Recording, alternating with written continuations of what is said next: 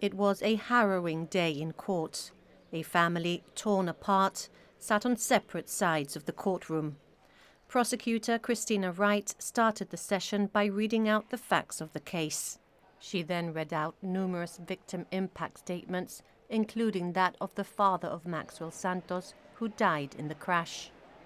Mr. Santos described Maxwell as his best friend, a gorgeous, special young man who was meant to leave for university after the summer. He said the death of his son had left him heart and soul broken. For the defense, Shane Danino offered his and Camilleri's sincerest condolences to the family and apologized to the second passenger who was in the car when the accident occurred. Mr. Danino said his client will suffer the consequences of this tragedy for the rest of his life.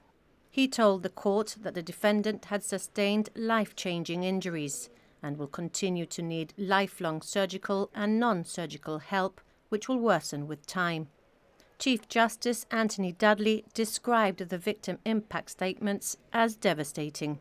He said the impact of losing a child can never be overstated. Mr. Justice Dudley said the defendant's letter of remorse reflected on his actions, adding he regarded his cousin as a brother. The pre-sentencing report noted that Camilleri lacked maturity and that at his age he did not appreciate the seriousness and danger of his actions.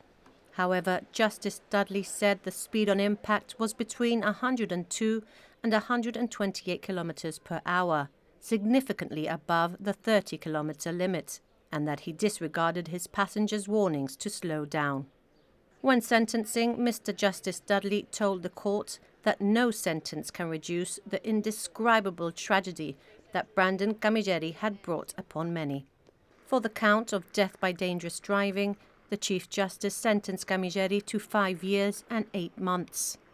For the count of grievous bodily harm, Camilleri was sentenced to 16 months, both to be served concurrently.